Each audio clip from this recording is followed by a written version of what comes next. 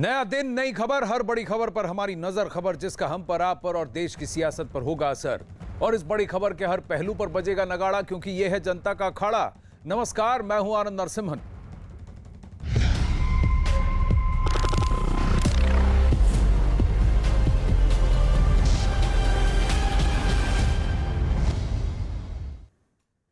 अखाड़ा में आज सबसे पहले बात प्रधानमंत्री नरेंद्र मोदी जी की, जो आज अपने संसदीय क्षेत्र वाराणसी के दौरे पर हैं। वाराणसी पहुंचने के बाद प्रधानमंत्री सबसे पहले बीएचयू पहुंचे, जहां मुख्यमंत्री ने उनका स्वागत किया। इसके बाद पीएम ने कई परियोजनाओं का उद्घाटन किया। प्रधानमंत्री अब से थोड़ी देर में जापान और भारत की दोस्ती का प्रतीक रुद्राक्ष कन्वेंशन सेंटर का उद्घाटन करेंगे। बीएचयू में मंच से सीएम योगी आदित्यनाथ की प्रधानमंत्री नरेंद्र मोदी ने जमकर तारीफ की और दावा किया कि योगी राज में यूपी में बहुत ज्यादा विकास हुआ है।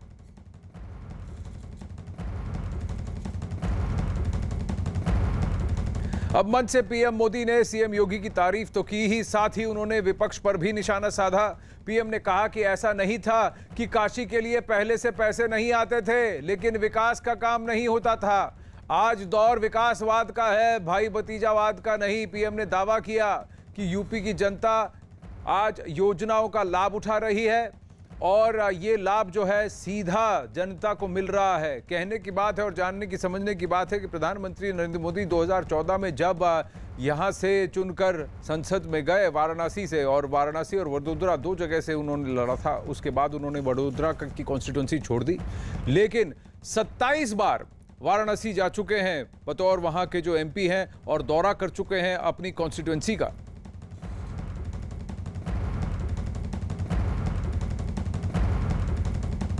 ये लाइव तस्वीरें आ रही हैं बीएचयू से, जहां पर एक 100 बेड की मेडिकल फैसिलिटी का उद्घाटन आज प्रधानमंत्री नरेंद्र मोदी ने किया है। ये एक हाई केयर फैसिलिटी है, पीडियाट्रिक और मैटरनल फैसिलिटी, यानी माताओं और शिशुओं के लिए, लेकिन ये पूरे पूर्वांचल के लिए ये कारगर सिद्ध होगा। और बहनों, ऐसा नहीं है कि 2017 से पहले यूपी के लिए योजनाएं नहीं आती थी, पैसा नहीं भेजा जाता था। तब भी 2014 में हमें सेवा करने का मौका मिला, तब भी दिल्ली से इतने ही तेज प्रयास होते थे, लेकिन तब लखनऊ में उनमें रोड़ा लग जाता था। आज योगी जी खुद कड़ी मेहनत कर रहे हैं। काशी के लोग तो देखते ही हैं कैसे योगी जी लगातार यहां आते हैं, एक एक विकास योजना की समीक्षा करते हैं, खुद ऊर्जा लगाकर कामों को गति देते हैं।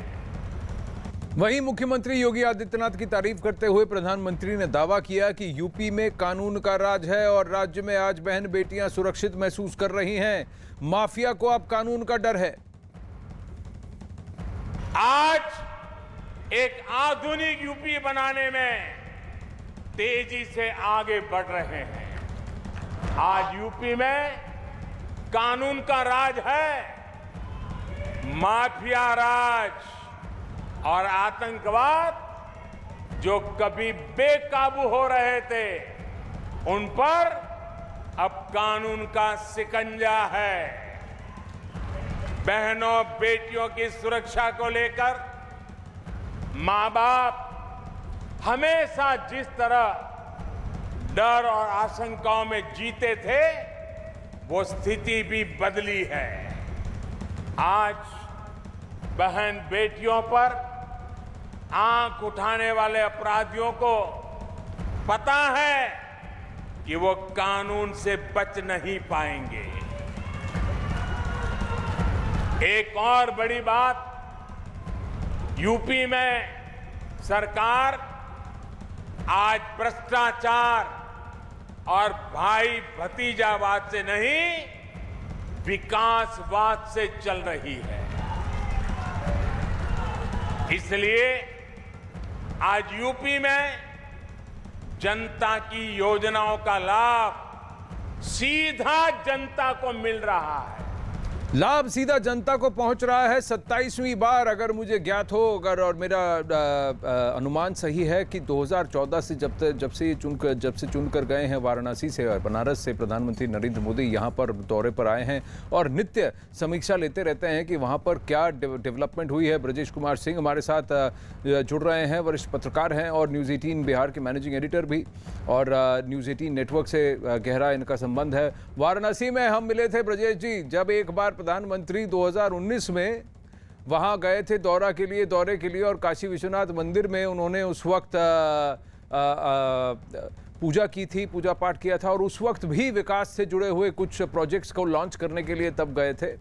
अजीत सिंह लखनऊ से हमारे साथ जुड़े हैं, आज योगी जी की काफ़ी तारीफ हुई है। अजीत, अंबिकानंद सहाय भी हमारे साथ जुड़े हैं, वरिष्ठ पत्रकार, कई दशकों से उत्तर प्रदेश की राजनीति को कवर करते आए हैं, अभी भी लखनऊ में बेस्ड हैं। अंबिकानंद जी नमस्ते। लेकिन ब्रजेश, सबसे बड़ी बात यह कि विकासवाद की बात हुई, विकासवाद की बात उन्होंने की और ये भी कहा कि भाई भतीजावाद नहीं विकासवाद, और बनारस में खड़े होकर ये कहना बहुत बड़ी बात है।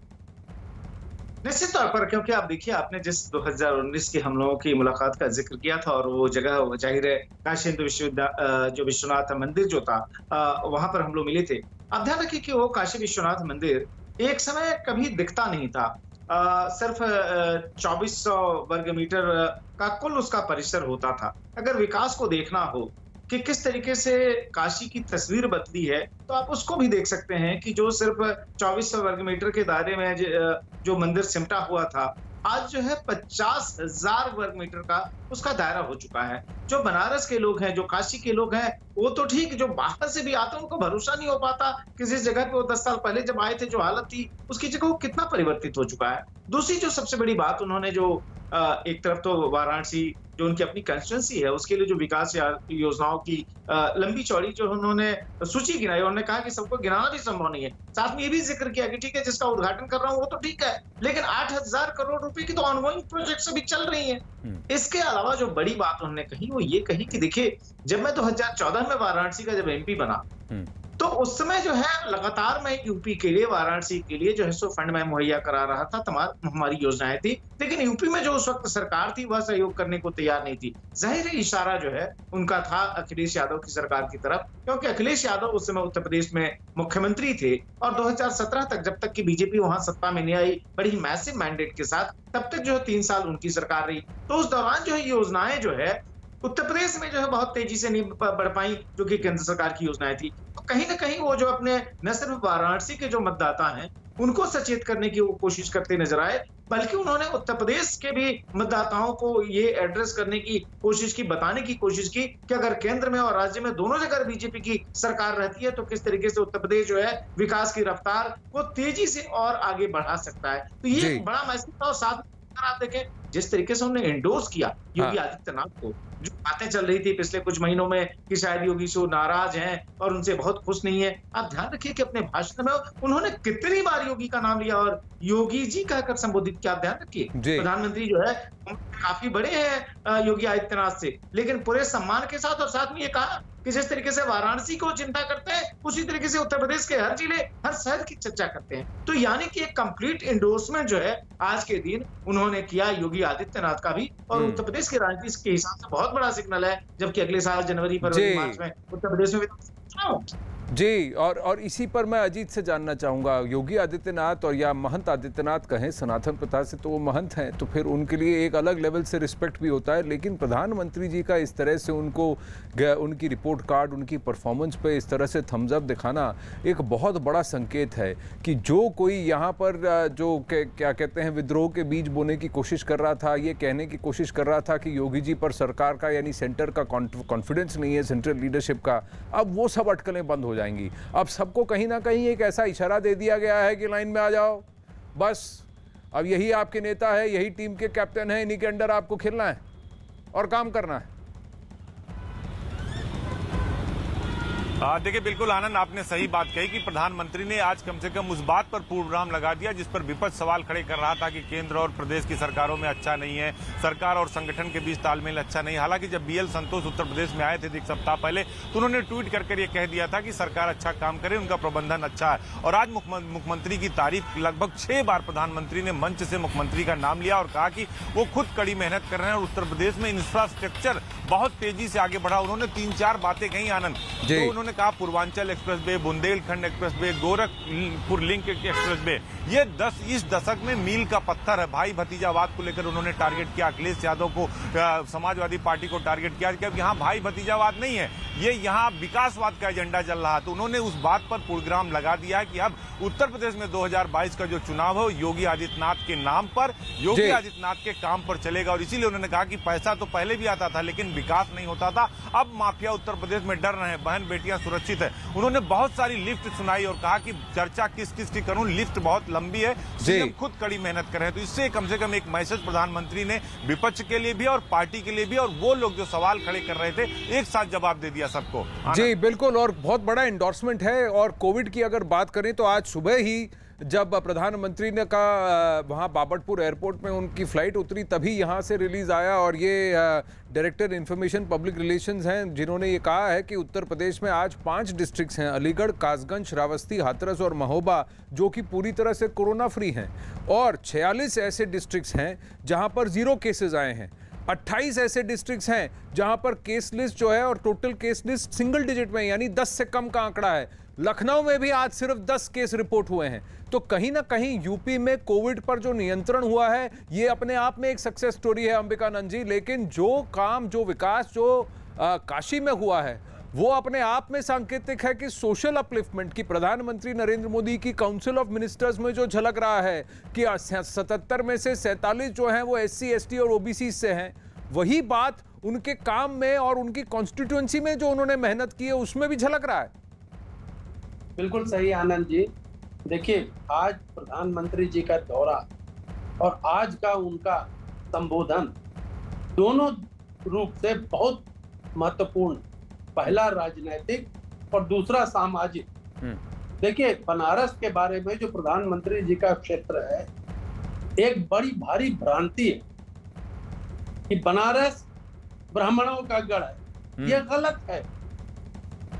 बनारस बैकवर्ड पॉलिटिक्स के लिए जाना जाता रहा है पूर्वांचल में और समाजवादियों का अच्छा खासा वर्चस्व। आज भारतीय जनता पार्टी का स्वरूप जो जिस एक जमाने में ब्राह्मण बनियों की पार्टी थी, आज वो मुख्यतः बैकवर्ड्स की पार्टी है। और आप जानते हैं बैकवर्ड पॉपुलेशन इस राज्य में जी या कहिए पूरे देश में 50% से ज्यादा है। कोई भी पार्टी या कोई भी व्यक्ति या कोई भी प्रधानमंत्री इस देश में सक्सेसफुल नहीं हो सकता है अगर बैकवर्ड्स और दलित्स का उसे अच्छा खासा समर्थन न मिले। इसलिए मैं कह रहा हूं कि प्रधानमंत्री जी ने भारतीय जनता पार्टी का 2014 के बाद जी सोशल बेस बहुत ज्यादा विस्तृत बना दिया, नंबर 1। नंबर 2, कुछ दिनों से ऑपोजिशन पार्टीज में और खासकर मीडिया में जी एक नैरेटिव पेश की जा रही थी कि प्रधानमंत्री नरेंद्र मोदी और मुख्यमंत्री योगी जी में आपस में ठनी हुई। उसका शायद बखूबी आज प्रधानमंत्री जी ने जवाब दिया और भूरी भूरी प्रशंसा की योगी जी के और उत्तर प्रदेश के सरकार के कामों को लेकर कि न सिर्फ कोरोना का मजबूती से इन्होंने मुकाबला किया बल्कि मौलिक परिवर्तन कर दिया है उत्तर प्रदेश के शासन में कि भाई भतीजावाद बंद और विकास ही देखा जाएगा। जी जहां विकास की बात आती है, देखिए आनंद जी, हम प्रधानमंत्री के समर्थक हो या ना हो, लेकिन एक बात तो निर्विवाद रूप से जानी जाती है कि उनके व्यक्तिगत न चाहने वालों को छोड़ दीजिए, देश की जनता आज भी प्रधानमंत्री के विश्वसनीयता पर विश्वास करती है। इसीलिए उनकी अप्रूवल रेटिंग आज भी 60% से अधिक है जी। तो और ऐसे वक्त में जबकि उत्तर प्रदेश चुनाव मुश्किल से 8-9 महीने दूर है, योगी जी की मुक्त कंठ से प्रशंसा करना और उत्तर प्रदेश की सरकार के कामों को इंडोर्स करना, ये बहुत बड़ा राजनीतिक संकेत है। संकेत ही नहीं, लेकिन अंबिकानंद जी कहीं ना कहीं ये भी है कि योगी जी ने जो कहा है, आपने एक बात भी कही थी, हमारी चर्चा इससे पहले भी हो चुकी है, जहां आपने कहा कि बहुत सारे सेंट्रल प्रोजेक्ट्स हैं जिसका कि अभी ग्राउंड पर जो है इम्प्लीमेंटेशन हुआ है, लेकिन वो भी हुआ है, योगी जी काम भी कर रहे हैं और जिसकी वजह से उनको ये तारीफ मिल रही है। मैं बस प्रधानमंत्री जी का एक और उनके भाषण में से एक और अंश आपको सुनवाना चाहूंगा। यहाँ अखाड़ा में जहां बीएचयू की जनसभा में प्रधानमंत्री मोदी ने कोरोना की दूसरी लहर में यूपी सरकार के कामों को अभूतपूर्व बताया। हाँ चूक हुई, हाँ गलतियां हुई, हाँ इस तरह से वो लहर फैली कि हर किसी को उसने चौंका दिया, लेकिन उसके बाद फिसलने के बाद व्यक्ति कैसे उठता है, कैसे फिर तैयारी करता है और आगे बढ़ता है, उसमें बहुत बड़ी सीख है। उन्होंने योगी सरकार की पीठ थपथपाते हुए कहा कि आज यूपी में तेजी से विकास हो रहा है, कोविड पर नियंत्रण पाया गया है क्योंकि मुख्यमंत्री योगी आदित्यनाथ खुद कड़ी मेहनत करते हैं। देश का सबसे बड़ा प्रदेश जिसकी आबादी दुनिया के दर्जनों बड़े बड़े देशों से भी ज्यादा हो, वहां कोरोना की दूसरी वेव को जिस तरह यूपी ने संभाला, सेकंड वेव के दौरान यूपी ने जिस तरह कोरोना संक्रमण को फैलने से रोका, वो अभूतपूर्व है। यूपी में हालत फिर संभलने लगे हैं। आज यूपी कोरोना की सबसे ज्यादा टेस्टिंग करने वाला राज्य है। आज यूपी पूरे देश में सबसे ज्यादा वैक्सीनेशन करने वाला राज्य है। सबको वैक्सीन, मुफ्त वैक्सीन, इस अभियान के माध्यम से गरीब, मध्यम वर्ग, किसान, नौजवान सभी को सरकार द्वारा मुफ्त वैक्सीन लगाई जा रही है। तो मुफ्त वैक्सीन की तो बात की गई, लेकिन ब्रजेश जी जो आज ये कोविड की फैसिलिटी और एक मैटरनिटी और हेल्थ फैसिलिटी बीएचयू के कैंपस के अंदर जिसका उद्घाटन हुआ है, ये भी डीआरडीओ के साथ मिलकर बनाया गया है और पूर्वांचल में शायद सबसे बड़ी और सबसे आधुनिक फैसिलिटी है। देखिए, पूर्वांचल में ये सिर्फ पहली बड़ी और आधुनिक फैसिलिटी नहीं, आप इस बात का ध्यान रखें कि प्रधानमंत्री जब आज अपनी बात कर रहे थे, उन्हें 2-4 और महत्वपूर्ण बातें कही। उन्होंने ये भी कहा कि पूर्वांचल का ये न सिर्फ सबसे बड़ा शहर है वाराणसी, काशी, बल्कि जो सो आसपास के राज्यों के लोगों के लिए भी जो है यहाँ पर आना होता है। जब उन्हें स्वास्थ्य की सुविधाएं उनको चाहिए होती हैं, उनकी भी आशा का केंद्र यही होता है। और इस हिसाब से पिछले कुछ वर्षों में जो लगातार काम किए गए, आज आप ध्यान रखें कि जो बीएचयू कैंपस के अंदर जो हॉस्पिटल है, उसमें न सिर्फ एक बल्कि रीजनल लेवल पर जो एक नेत्र चिकित्सा केंद्र होता है उसका उन्होंने उद्घाटन किया, बल्कि जो है माताओं और बच्चों के लिए जो है सो एक एडवांस जो पूरे ब्लॉक का उन्होंने उद्घाटन किया। इसके अलावा शहर में कैपेसिटी ऑगमेंटेशन किया गया। मैंने जो उन्होंने जो ध्यान दिलाया कि किस तरीके से अब आपको दिल्ली और मुंबई जाने की आवश्यकता नहीं पड़ती यहाँ के लोगों को अपना इलाज कराने के लिए। तो ऐसे ये था कि यहाँ तक कि जैसे कि कैंसर जैसी जो बीमारी है उसका भी इलाज आज वाराणसी में संभव है।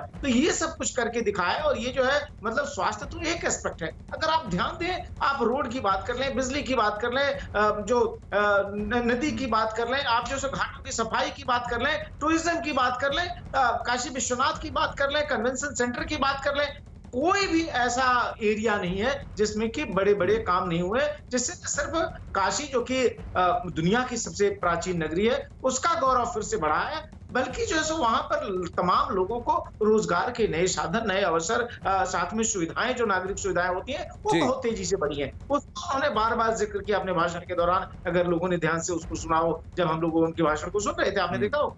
जी बिल्कुल। और अब अगर रुद्राक्ष कन्वेंशन सेंटर की बात करें तो अंबिकानंद सहाय जी, क्योटो से काशी तक की बात प्रधानमंत्री जी ने की थी, दो बहुत ही प्राचीन शहरों के जुड़ने की बात की थी। अब ये जापानी कोऑर्डिनेशन और उनके कोऑपरेशन के साथ ये जो बना है 5 साल में बन के खड़ा भी हो गया और इसका खुद एक अपना स्वरूप है। थोड़ी देर में इसका भी उद्घाटन करेंगे। जी जी आनंद जी, देखिए इस देश में एक और विचित्र चीज देखी गई है, आज नहीं पिछले 60-70 सालों से। इस वक्त एक बहुत बड़ी खबर आ रही है और ये आपको अखाड़ा में यहां बताना चाहेंगे। यूपी में गठबंधन के में संभावना की चर्चा हो रही है। जब जहां पर अरुण सिंह की खबर यहां अखाड़ा में आ रही है, जब हम बात कर रहे हैं जहां प्रधानमंत्री नरेंद्र मोदी ने साफ कह दिया कि उत्तर प्रदेश में बीजेपी की दावेदारी फिर योगी आदित्यनाथ के नेतृत्व में ही होगी, वहीं सोनिया गांधी के साथ कमलनाथ की बैठक हो रही है जहां पर गठबंधन के संभावना की चर्चा, इस पर मंथन किया जा रहा है। अरुण सिंह की खबर है, अरुण सिंह से जानने की कोशिश करेंगे। अरुण, प्रियंका वाड्रा भी मौजूद हैं इस बैठक में। किसके साथ गठबंधन, कैसे गठबंधन की चर्चा हो रही है उत्तर प्रदेश में? देखिए, चर्चा तो ये चल रही थी कि कांग्रेस के जो मुख्य संगठन में बदलाव होना है, उस बदलाव में कमलनाथ की भी भूमिका होनी है और इस तरह की तमाम चर्चाएं हैं कि उनको बड़ी भूमिका दी जा सकती है। लेकिन आज की जो बैठक थी उसमें प्रियंका गांधी वाड्रा को भी बुलाया गया था। उसके पीछे वजह यह है कि कमलनाथ समाजवादी पार्टी और बीएसपी दोनों के नेतृत्व से बहुत अच्छे खासे तरीके से परिचित हैं, उनके रिश्ते बहुत अच्छे हैं। उत्तर प्रदेश में 2019 में, उसके बाद पंचायत चुनाव में, फिर ब्लॉक प्रमुख के चुनाव में कांग्रेस पार्टी बेहद खराब प्रदर्शन कर रही है।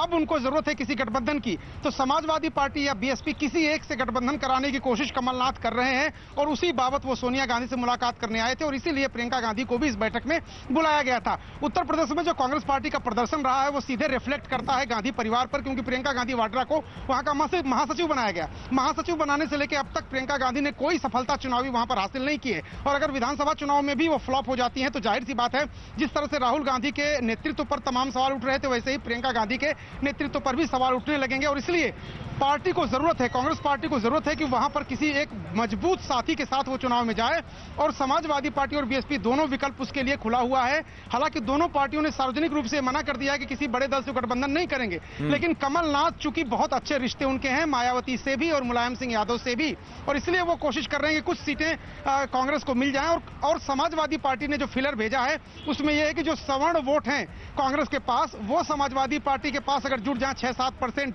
तो हो सकता है कि वो योगी आदित्यनाथ के मुकाबले एक बेहतर स्थिति में हो और इसीलिए समाजवादी पार्टी ने खुलेआम ये बात तो स्वीकार नहीं की है कि वो गठबंधन करना चाहते हैं कांग्रेस से, क्योंकि 2017 में जो गठबंधन का एक फार्मूला था और एक जो कोशिश की गई थी वो बेहद नाकाम रहा था और उसके बाद दोनों के रिश्तों के अंदर तलखी भी आ गई थी। जो यूपी के दोनों लड़के लॉन्च किए गए थे उनके अंदर तलखी आ गई थी, लेकिन एक बार फिर से कमलनाथ कोशिश कर रहे हैं। अब ये कोशिश कितनी सफल होगी ये जरूर आने वाला वक्त बताएगा। देखिए, मायावती जो है वो तो वैसे ही गुस्सा खाए बैठी हैं कमलनाथ से, क्योंकि उनको लगता है मध्य प्रदेश में उनके साथ ठीक नहीं हुआ। वो पहले भी कह चुकी हैं और उन्होंने कई बार कटाक्ष भी किया है कि कांग्रेस के साथ तो अब मैं कभी नहीं जुड़ूंगी। दूसरी तरफ यहां पर समाजवादी पार्टी का जो अभी ग्राउंड पर एक विपक्ष के रूप में उभर कर आ रहा है, एक विकल्प जो बीजेपी के सामने खड़ा हो सके, अखिलेश यादव क्यों चाहेंगे कि फिर से कांग्रेस की बाह पकड़े? क्योंकि 2017 में नुकसान तो सबसे ज्यादा समाजवादी पार्टी का हुआ था इस गठबंधन की वजह से।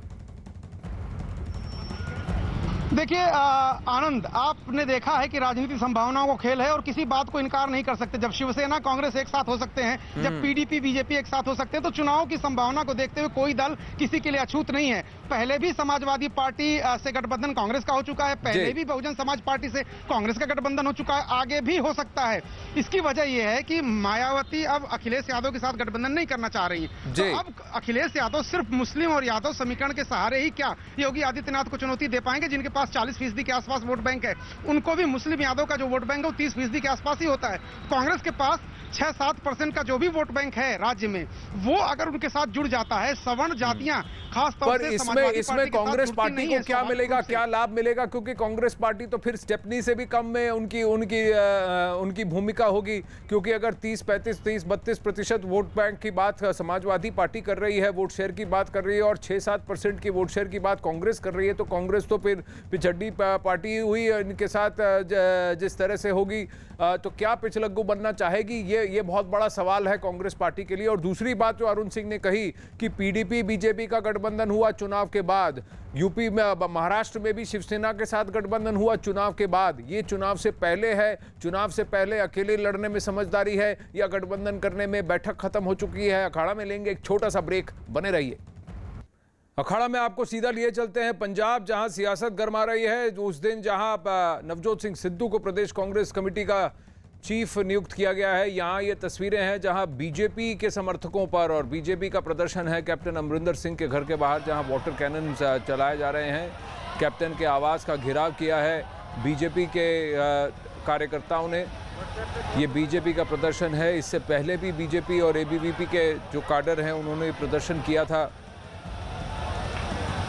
चमन पलानी हमारे साथ जुड़ रहे हैं। चमन, ये वाटर कैनन्स क्यों चलाए जा रहे हैं, बीजेपी के समर्थक क्यों घेर रहे हैं? जी देखिए, पंजाब बीजेपी के जो अनुसूचित जाति विंग के जो कार्यकर्ता थे, जो आज चंडीगढ़ में मुख्यमंत्री पंजाब के घर का घेराव करने के लिए पहुंचे थे, और उनका ये कहना था कि पंजाब में जो अनुसूचित जनजाति की जो मांगे हैं उनको पूरा नहीं किया गया पंजाब में, उसी विरोध में वो यहाँ पर पहुंचे हुए थे और उनको आज मुख्यमंत्री के घर का घेराव करना था। लेकिन चंडीगढ़ पुलिस ने सेक्टर 25 में, जहाँ पर बीजेपी कार्यकर्ता जो थे वो इकट्ठे हुए थे, उनको वहीं पे रोक लिया गया और उनके ऊपर वाटर कैनन का उपयोग किया गया। लेकिन सबसे बड़ी बात है चमन की बीजेपी जैसी पार्टी जिनके प्रधानमंत्री और देश के प्रधानमंत्री कह रहे हैं कि भीड़ मत जमा कीजिए और कोविड नियमों का पालन कीजिए, यहाँ पर किसी ने मास्क नहीं लगाया, इतनी भीड़ जमा हुई है, इसकी अगुवाई कौन कर रहा था? पंजाब के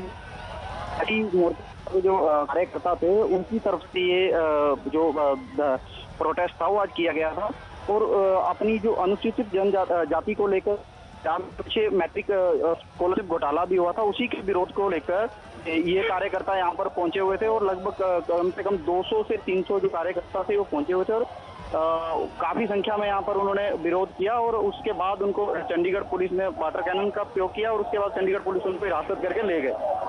तो क्या अब भी वहाँ पर भीड़ जमा है कि अब वो घेराव बंद खत्म हो चुका है? जी देखिए, अभी कुछ कार्यकर्ता वहाँ पर हैं और कुछ को चंडीगढ़ पुलिस ने हिरासत में ले लिया है और भीड़ थोड़ा कम हो चुकी है। अब कोई बीजेपी के वरिष्ठ नेता थे जो कि इनकी अगुवाई कर रहे थे, इनकी लीडर इनको लेकर वहाँ गए थे, या फिर ये अपने आप ही स्वतः ही ये भीड़ वहाँ इकट्ठा हुई है? जी बीजेपी के जो कार्यकर्ता थे और यहाँ पर जो सुभाष एक बीजेपी के जो जनरल सेक्रेटरी हैं पंजाब तरफ से, उनकी तरफ से ये मोर्चा आज यहाँ पर किया गया था। तो क्या उन्हें इसकी परमिशन दी गई थी? जी हाँ, उन्होंने पहले ही चंडीगढ़ पुलिस में, यहाँ चंडीगढ़ में एक रैली ग्राउंड है, वहाँ पर बाकायदा उन्होंने एक पहले इकट्ठा होकर एक भाषणबाजी की, उसके बाद ही उन्होंने ये धरना जो आगे शुरू किया। और सबसे बड़ी बात चमन ये है कि बीजेपी के साथ साथ आम आदमी पार्टी ने भी अलग विषय उठाए हैं, शिरोमणि अकाली दल ने भी उठाए हैं। अब आए दिन मुख्यमंत्री के आवास का घेराव शुरू हो चुका है चुनाव से पहले, चाहे ये मैट्रिकुलेशन के इल्ज़ाम को लेकर हो या वैक्सीन के वितरण में करप्शन की बात हो, फतेह किट की में करप्शन की बात हो, अलग अलग मुद्दे हैं, बिजली की बात हो। जी देखिए, पंजाब में अभी कुछ ही महीने चुनावों के लिए रह गए हैं और उससे पहले ही जो कर्मचारी हैं या फिर विपक्षी पार्टियां हो, वो लगातार ही पंजाब सरकार को घेरने में लगी हुई है और ये प्रदर्शन जो है हर दूसरे तीसरे दिन पंजाब के मुख्यमंत्री के घर के बाहर देखने को मिल रहे हैं। अब इसमें से कितनों को गिरफ्तार किया गया है? ये पानी की बौछार जो थी ये तक कब कराई गई? क्या ये बैरिकेड तोड़कर आगे बढ़ने की कोशिश कर रहे थे?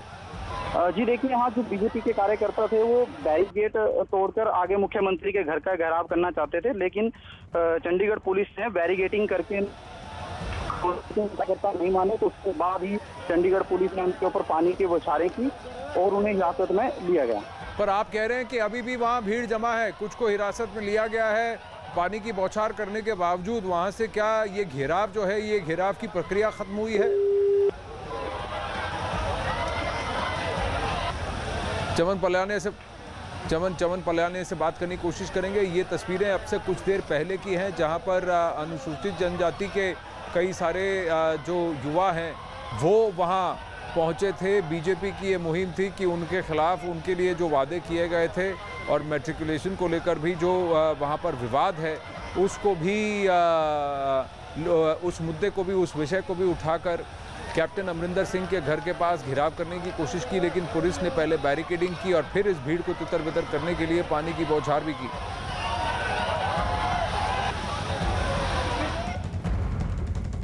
अखाड़ा में आगे बढ़ते हैं। दिल्ली से कांग्रेस से जुड़ी हुई एक बड़ी खबर आ रही है और वो भी आगामी उत्तर प्रदेश के चुनाव से लेकर। न्यूज़ 18 के अरुण सिंह की खबर है कि दिल्ली में सोनिया गांधी कमलनाथ के बीच यूपी में कांग्रेस के गठबंधन की संभावना पर चर्चा हुई। इस बैठक पे प्रियंका वाड्रा भी मौजूद हैं। खबर है कि कमलनाथ ने एसपी और बीएसपी इन दोनों से अच्छे संबंध बनाए रखे हैं और इसलिए इन दोनों में से किसी एक पार्टी के साथ कांग्रेस का गठबंधन कराने की वो कोशिश करना चाहते हैं। 2019 में प्रियंका गांधी कुछ खास नहीं कर पाई थी, स्थानीय निकाय में भी वो फ्लॉप रही हैं, इसलिए अब विधानसभा चुनाव में पार्टी और प्रियंका की साख बचाने के लिए कमलनाथ इस कोशिश में जुटे हैं।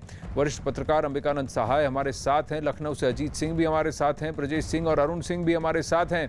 एक एक कर इनसे जानने की कोशिश करेंगे। अरुण, अजीत हमारे साथ हैं इस वक्त। अरुण, सबसे पहले मैं जानना चाहूँगा कितनी देर ये बैठक हुई और सोनिया गांधी और कमलनाथ के बीच कितनी देर बात हुई जिससे पहले कि प्रियंका वाड्रा वहां पहुंची? देखिए, ये बैठक संयुक्त हुई है। मैं आपको बताऊं कि कमलनाथ के पहुंचने से पहले प्रियंका गांधी वाड्रा को यहां पर बुला लिया गया था और प्रियंका गांधी वाड्रा, कमलनाथ और सोनिया गांधी के बीच ये बैठक हुई है कुछ दिन पहले। और एक और बात मैं आपको बताऊं कि ये जो मध्यस्थता कर रहे हैं कमलनाथ, ये कमलनाथ की तरफ से ही ऑफर आया था सोनिया गांधी को कि उत्तर प्रदेश में गठबंधन करना जरूरी है। हालांकि समाजवादी पार्टी, बीएसपी दोनों ने मना कर दिया कि हम गठबंधन नहीं करना चाहते। बड़ा दल गठबंधन करने से इसलिए सार्वजनिक रूप से मना करता है क्योंकि उधर योगी आदित्यनाथ कहेंगे कि चुनाव से पहले ही देखिए डर गए, अभी सारे लोग इकट्ठा हो रहे हैं, इसलिए ये अंदर खाने बातें होती हैं। और कमलनाथ ने खुद ऑफर किया था कि चूंकि मुलायम सिंह यादव और मायावती दोनों से सियासत में उनके बहुत अच्छे संबंध हैं और वो कोशिश एक करके देखना चाहते हैं अगर मुलायम सिंह यादव की पार्टी मान जाए, अखिलेश यादव की पार्टी मान जाए। उसकी वजह है आनंद, उसकी वजह यह कि जब से महासचिव बनाई गई है प्रियंका गांधी वाड्रा, किसी भी चुनाव में सफलता उनको नहीं मिली है और अगर विधानसभा चुनाव में अकेले लड़ेंगे वो, तो दुनिया जानती है कि दो ध्रुवीय मुकाबला ज्यादातर राज्यों में हो रहा है। ऐसे में कांग्रेस पार्टी के पास जो विधायक थे, कहीं वो भी अन्ना चुनाव हार जाए और जीरो पर न पार्टी आ जाए, इसलिए प्रियंका गांधी के नेतृत्व पर सवाल न खड़े हों, कांग्रेस पार्टी का वहां पर रसूख बना रहे और आगे इसका संदेश जाए, इसलिए गठबंधन जरूरी है। गठबंधन होगा कि नहीं होगा ये एकदम अलग बात होती है, तमाम बातें होती हैं जिनका फाइनल लास्ट तक होता है कि नहीं होता है, लेकिन कोशिश कमलनाथ करेंगे, कर रहे हैं और इस बातचीत में वो हिस्सा ले चुके हैं। और आज अरुण, सबसे बड़ी बात यह है कि पूर्व मुख्यमंत्री मध्य प्रदेश के कमलनाथ उत्तर प्रदेश में शिरकत करना चाहते हैं। मौजूदा मुख्यमंत्री छत्तीसगढ़ के भूपेश बघेल कह रहे हैं अगर टीएस सिंहदेव को आप कमान सौंपना चाहते हैं तो मैं भी उत्तर प्रदेश में शिरकत करूंगा। अंबिकानंद सहाय जी, आप कैसे देखते हैं इसे? कांग्रेस के साथ कोई गठबंधन करना चाहेगा 2017-2019 के बाद? क्या सभी पार्टियां ये देखेंगी कि हम अपनी साख कैसे जमाएं, धीरे धीरे अपने कार्डर को कैसे और स्ट्रेंथन करें, या फिर किसी के साथ गठबंधन करने की बात होगी? देखिए आनंद जी, ये concept he failed experiment. UP के दो लड़के मिलकर चुनाव देख रहे हार चुके हैं, मायावती के साथ भी गठबंधन समाजवादी पार्टी का हुआ, वो भी बुरी तरह हारे, तो इसको मैं फेल्ड एक्सपेरिमेंट मानता हूं। नई एक्सपेरिमेंट सिर्फ एक बचती है, ऑल अगेंस्ट बीजेपी, तब शायद कुछ नयापन आए।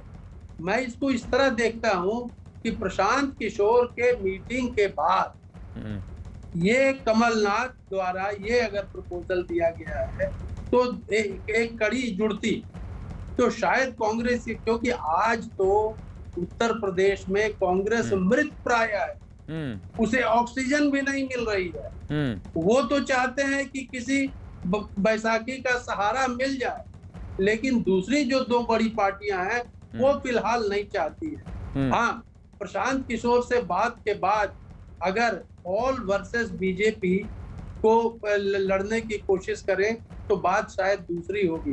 मगर एक बात यहाँ बहुत महत्वपूर्ण है आनंद जी, देखिए बीजेपी को बाहर से प्रॉब्लम नहीं, बीजेपी को घर के अंदर प्रॉब्लम था, जिसका आज बहुत जोरदार ढंग से जवाब प्रधानमंत्री जी ने दे दिया जी। आज बीजेपी की स्थिति मौजूदा क्या है उत्तर प्रदेश में?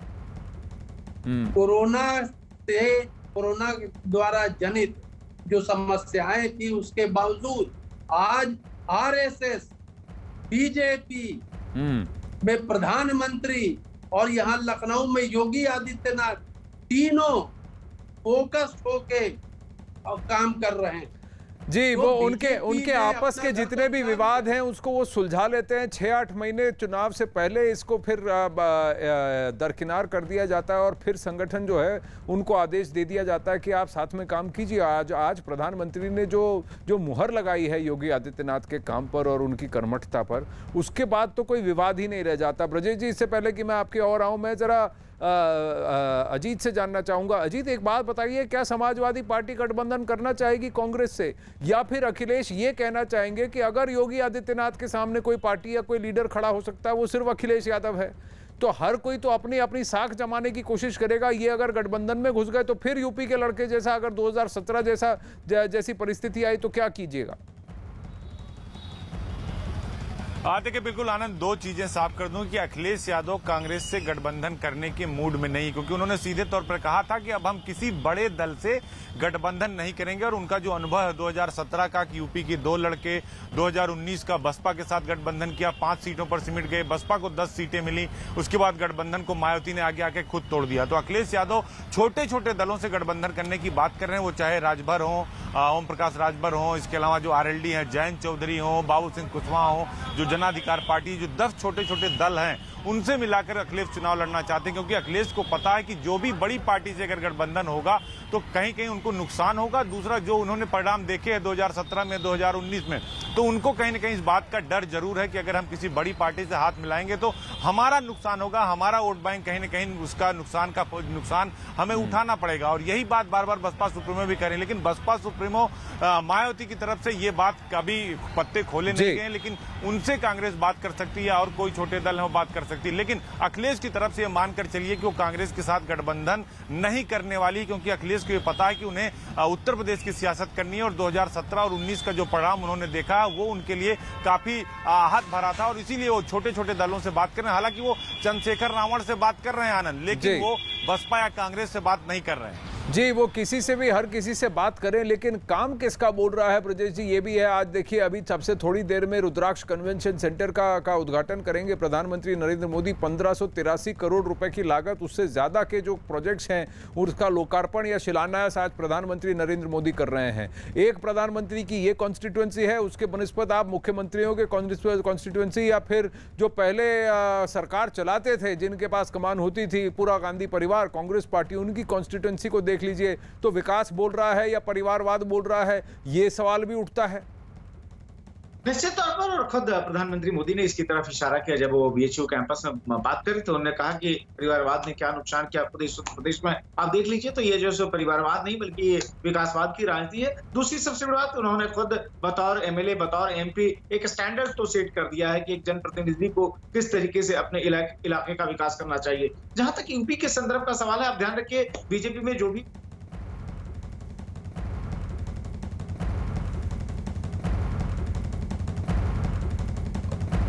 और अब ये तस्वीरें आ रही हैं जहां पर ये रुद्राक्ष कन्वेंशन सेंटर का उद्घाटन हो रहा है।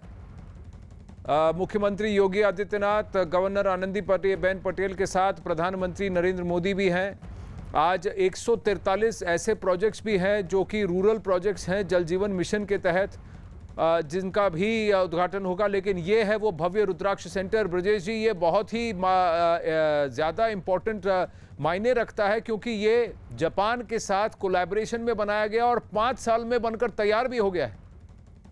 जी हाँ, प्रधानमंत्री नरेंद्र मोदी जब पहली बार बतौर प्रधानमंत्री जापान के दौरे पर गए थे, तो आपको याद होगा उन्होंने अपने दौरे की शुरुआत क्योटो से की थी, टोक्यो से नहीं की थी। और उसमें क्योटो से काशी का नारा बुलंद किया गया था, और उसी में दोनों ही सरकारों के बीच जो है सो टाई अप हुआ था कि किस तरीके से हेरिटेज प्रिजर्वेशन एंड कंजर्वेशन में आगे बढ़ा जा सकता है। जापान का जो क्योटो शहर है, उनका प्राचीनतम शहर है, एक समय की राजधानी रहा है, उसको उन्होंने उसके पुराने वैल्यूज के साथ जो है तमाम मॉडर्न चीजें इंटीग्रेट की हैं। यही हाल जो काशी का है, दुनिया की प्राचीनतम नगरी है। प्रधानमंत्री नरेंद्र मोदी ने, आप याद करिए, आज के भाषण में भी कहा कि हम काशी का विकास, उसके जो प्राचीन मूल्य है, जो उसकी संस्कृति है, उसको अक्षुण्ण रखते हुए कर रहे हैं। तो वही दिखाई दे रहा है। मान लीजिए जो इतना मॉडर्न कन्वेंशन सेंटर बन रहा है, और उन्होंने कहा भी कि भाई काशी तो संगीतकारों कलाकारों की नगरी है और ढंग का कन्वेंशन सेंटर नहीं था। तो एक मॉडर्न कन्वेंशन सेंटर बना है जहां पर की कवि गोष्ठियां हो सकती हैं, जहां संगीत के कार्यक्रम हो सकते हैं। और लेकिन जो जड़ें हैं उसकी आप देखिए रुद्राक्ष, और चूंकि जापान सरकार का सहयोग है तो इसलिए जो सो जापान की झलक भी वहां दिखाई दे रही है, टाइम आउट मैनर में हुआ है। तो ये है कमाल मोदी का, और ये है उनके जो है अपने विजन के किस तरीके से संस्कृति, सभ्यता, इन सबको आधुनिकता के साथ जोड़ते हुए विकास की धारा को आगे बढ़ाया जा सके। रुद्राक्ष इसी का रिप्रेजेंटेशन भी है जी। और ये उद्घाटन हो रहा है, ये रिबन काट रहे हैं प्रधानमंत्री नरेंद्र मोदी। उनके साथ जापान के जो एम्बेसडर हैं, ऑनवॉय हैं, वो भी यहाँ पर हैं, राजदूत, और उनके साथ साथ मुख्यमंत्री योगी आदित्यनाथ और गवर्नर आनंदीबेन पटेल। अजीत, जिस रुद्राक्ष को वहाँ पर लगाया गया वो कोलकाता से मंगाया गया, इसमें इसकी भी एक अलग कहानी है। लेकिन ये रुद्राक्ष कन्वेंशन सेंटर जो है उस एरिया के, काशी और फिर उत्तर प्रदेश पूर्वांचल की संस्कृति को और आगे बढ़ाने में बहुत कारगर होगा। देखिए बिल्कुल आनंद, रुद्राक्ष कन्वेंशन सेंटर 186 करोड़ से 5 साल में बनकर तैयार होगा। तो प्रधानमंत्री ने पहले भी कहा था कि हमें काशी और क्वेटा को एक साथ मिलाना है, यानी क्वेटा और काशी की जो कॉम्बिनेशन है, जो भारतीय और जापान की, जो भारत की और जापान की संस्कृति, जो परंपरा, उसका एक प्रतीक है कन्वेंशन सेंटर। रुद्राक्ष कलकत्ता से मंगाकर लगाया गया, उसके अंदर की जो निर्माण की प्रक्रिया है, जिस तरह उसको बनाया गया है, वो बेहद आकर्षक और बेहद एक तरह से कहा जाए कि बहुत ही खूबसूरत बना हुआ। और वहां से प्रधानमंत्री ये मैसेज देने की कोशिश कर रहे हैं कि हम विकास को तो आगे बढ़ा रहे हैं, भारतीय संस्कृति और परंपरा को आगे बढ़ा रहे हैं, साथ ही अपने जो विदेशी संबंध है, जो भारत और जो जापान के जो अपने संबंध है, उसको मित्रता के जो संबंध है, उसको भी आगे बढ़ा रहे हैं। ये कन्वेंशन सेंटर काफी लंबे एरिया में बना हुआ है, काफी लंबा चौड़ा बना हुआ, अलग अलग इसके जो पार्ट हैं वो बने हुए, और जापान से बहुत सारे लोग आनंद वहां पर पहले से मौजूद हैं उसको देखने के लिए। उसकी चूंकि आज उद्घाटन था तो सिर्फ राजदूत नहीं, जापान के कई सारे बड़े चेहरे वहां पर मौजूद हैं। वो इस बात का प्रतीक है कि कहीं ना कहीं काशी के माध्यम से प्रधानमंत्री ये मैसेज देना चाहते थे, जैसे उन्होंने मंच से कहा कि अब परिवारवाद, भाईवाद, भतीजावाद नहीं, बल्कि विकासवाद चल रहा है, विकास का एजेंडा चल रहा है। तो उसी तरह कन्वेंशन सेंटर का जो आज उद्घाटन प्रधानमंत्री ने किया है, वो भी अपने आप में एक बड़ा उदाहरण है काशी के विकास का, और इसके साथ साथ भारत और जापान के मैत्री संबंध का। आनंद जी, और ये जापान की एक झलक भी है, वहाँ की संस्कृति की, वहाँ के लोग, वहाँ के कल्चर की जो है झलक हम देख रहे हैं। ये जो छतरियाँ जहाँ लगी हैं वहाँ पर, ये क्योटो से और जापान में जिस तरह की छतरी का प्रयोग होता है वैसी ही यहाँ पर लगाई गई हैं।